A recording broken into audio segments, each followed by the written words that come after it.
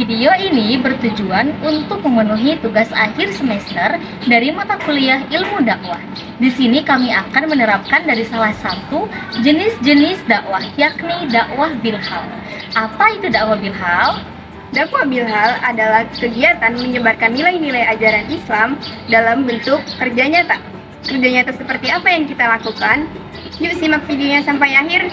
Let's go! Dakwah berasal dari bahasa Arab, yakni da'a, yad'u, da'watan. Secara bahasa, dakwah berarti memanggil, menyeru, mengajak, atau imbauan. Dakwah menurut istilah adalah seruan untuk beriman kepadanya dan pada ajaran yang dibawa oleh utusannya. Tujuan dakwah ialah mewujudkan kebahagiaan dan kesejahteraan di dunia dan di akhirat yang diridhoi oleh Allah Subhanahu wa Ta'ala, Yakni dengan menyampaikan nilai-nilai yang mendatangkan kebahagiaan dan kesejahteraan yang diridhoi Allah Subhanahu wa Ta'ala sesuai dengan bidangnya masing-masing. Wah, banyak banget. Makanan sebanyak ini buat apa ya? Gimana kalau kita bagi-bagi aja? Oh iya, kita kan punya proyek dakwah. Baik teman-teman, untuk keberlangsungan proyek ini, yuk ikutin kita untuk cari target sebagai sasaran dakwah. Simak video ini sampai selesai ya.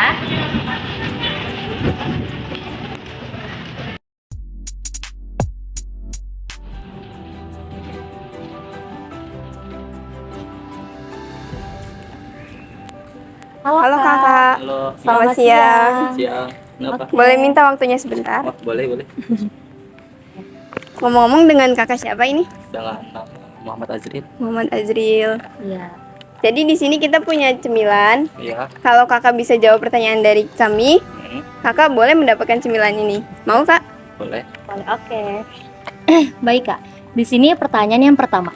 Iya. Dari ketiga pemimpin Indonesia ini, apakah kakak sudah mempunyai rencana buat memilih siapa yang akan dipilih? Tidak ada. Oke. Di sini kami mencantumkan ada dua gaya kepemimpinan.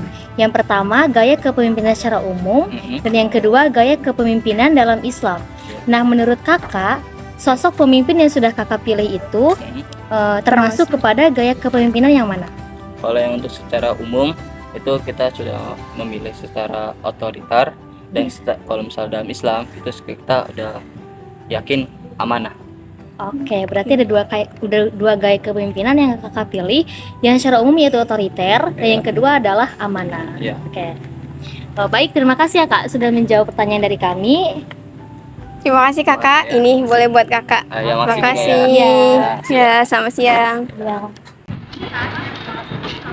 Selamat siang Teteh. Boleh minta waktunya sebentar? Ini dengan Teteh siapa? Dengan Siska. Tetehnya? Iya, Oke Teh, jadi di sini kita ada dua cemilan. Kalau Teteh bisa jawab pertanyaan dari kami, Teteh boleh mendapatkan cemilan ini. Mau? boleh. Oke. Kayaknya menarik tuh. Masuk ke pertanyaan yang pertama ya Teh. Nih, menurut tanggapan Teteh berdua, dari ketiga calon pemimpin Indonesia ini, apakah Teteh sudah punya pilihan? Sepertinya sudah. Tetehnya? Ya, sepertinya sudah.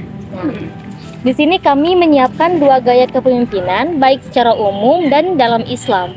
Menurut Teteh atau tanggapan Teteh, dari calon pemimpin yang sudah Teteh pilih, yang sudah Teteh rencanakan akan dipilih, kira-kira masuk ke dalam kategori apa, baik secara umum ataupun dalam Islam? Kalau secara umum sih menurut saya itu masuk ke dalam kategori yang demokratis, karena dalam hal berkebebasan pendapat beliau itu lebih terbuka dibandingkan dengan calon-calon yang lain.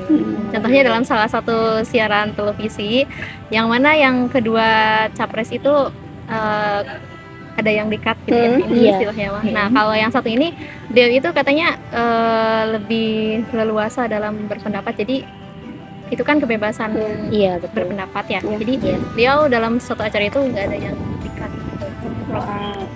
Iya. Baik, dalam Islamnya Teh? Kalau dalam Islam mungkin masuk ke dalam tabligh. Menyampaikan ya Teh? Iya, karena kan menyampaikan pendapat. Jadi kayak pendapat dari rakyat tidak dibatasi. Karena kan sejatinya negara kita kan bersifat demokrasi. Kalau Tetehnya? Kira-kira calonnya seperti apa nih yang akan dipilih? Ya, gaya kepemimpinan secara umumnya mungkin dari demokratis juga sama. Gaya kepemimpinan dalam Islamnya mungkin lebih ke sifat amanahnya. Oh, amanah dapat dipercaya ya, Teh? Insya Allah itu. Insya Allah. Amin. Amin. Oke, terima kasih Teh sudah menjawab Terima kasih. pertanyaan dari kami. Ya. Ini buat Teteh. Oh iya, Terima kasih ya Teh. Iya. Terima kasih ya Teh atas waktunya. Ya. Halo Teh, selamat siang. Siang. Mohon maaf mengganggu waktunya. Di sini kami punya cemilan dan kami kalau Teteh bisa menjawab 2 pertanyaan dari kami, Teteh bakal dapat cemilan ini. Teh mau nggak? Boleh. Oke. Dengan nama siapa?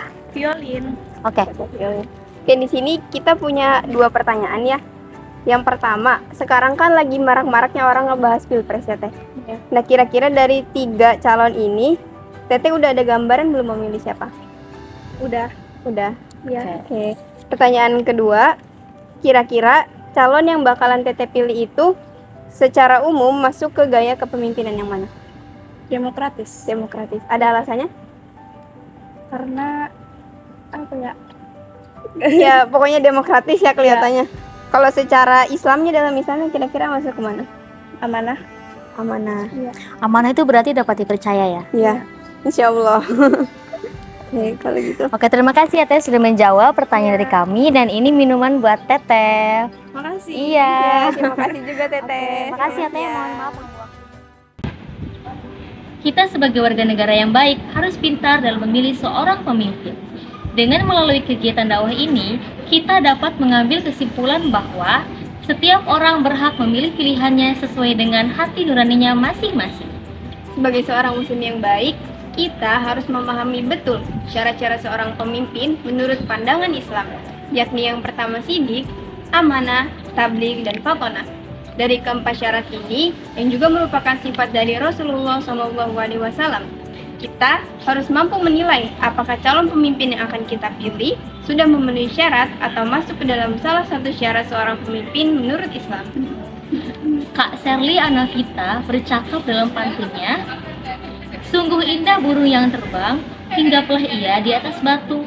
Kalau ucap pemimpin tak bisa lagi kita pegang, kepada siapa kita harus mengadu?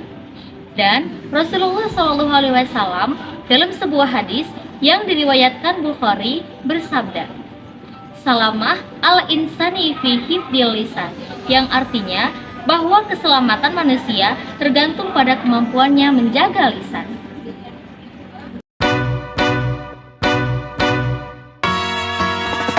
Balls hanging low while I pop a bottle off of your chain swinging, clang clang, and it costs a lot. Bitch, I'm always at the guala, yeah, and you are not badass beat. Keep on going till you hit the spot. Whoa, I'm a big bag hunter with the bow.